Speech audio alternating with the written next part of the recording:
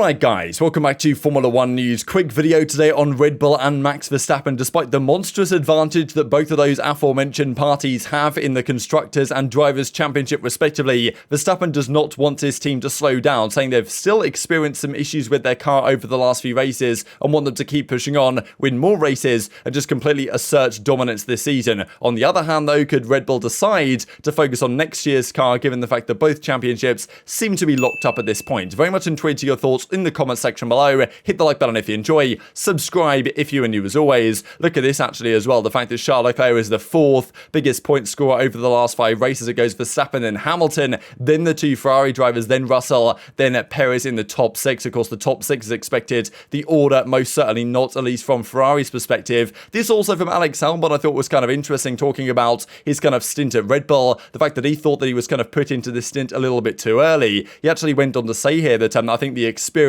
was missing from him at the time. And I thought it was interesting, he said that effectively, like, Perez is not doing any better of a job than he did when he was in the Red Bull team. If you look at the gaps from Perez to Max, like from Checo to Max at the beginning of last year, it wasn't any different than it was for me. I took a lot of criticism for my performance. The break in 2021 came at just the right time. I realized how important it is to get everything right outside of the car. Sometimes you don't feel comfortable with the setup, but it's still the best setup. I had to understand that first. So kind of interesting statement here from Albon, saying that, look, really, like, Perez is doing no better of a job than he did, despite the criticism he took at the time racing against Verstappen, and I'm saying that really the experience, if he had a bit more of it, he would have been in a better position to put more of a fight up against Verstappen that year. So yeah, interesting statement really. I guess that Albon to a certain degree is kind of happy to be in Williams, maybe with less pressure on him than fighting Verstappen week in, week out. I believe Helmut Marko made an interesting statement or something like that. Like, Helmut Marko talked about former Red Bull drivers and said that Albon was effectively too timid or too much of like a nice guy effectively to really succeed. So quite the statement really there from the Red Bull camp once again. But this also coming out of the Red Bull camp, because Verstappen has an 80-point lead in the Drivers' Championship. That's pretty much locked up. The Constructors, you'd imagine, is as well. But they're definitely not trying to take their foot off the gas, right? I think maybe Red Bull internally are thinking, well, our car this year is pretty good. We can put up enough points with this car to get through to,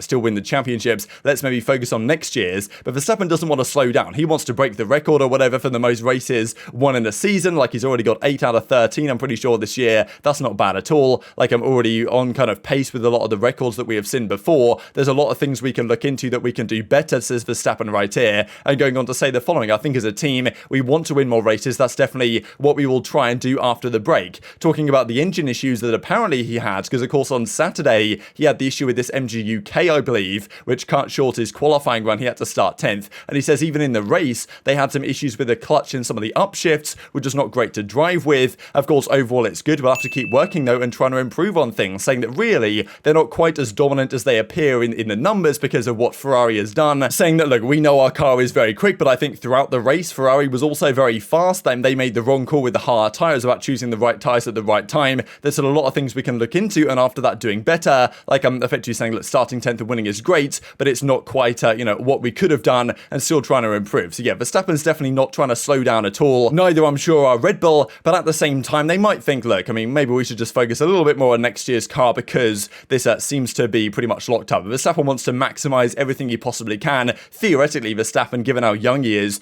on pace to break a lot of records in Formula 1. If the car and if he individually keeps up his performance and so does the car, then he could be on for some records, right? He wants to, I'm sure, keep sticking it on the podium, keep winning races. He's always said really his goal is just to turn up every weekend and maximize what is possible, which of course effectively is just winning the race, right, in the car that they presently have. So an interesting one I thought for Max Verstappen, of course, like just keeping to show his ambition and what he plans to do for the rest of this season. And given the fact that there's 9 races to go, how many more can he potentially win? But very much intrigued to your thoughts on all this stuff in the comment section below. Hit the like button if you enjoyed, subscribe if you're new as always, take care of yourselves, and I'll see you next time.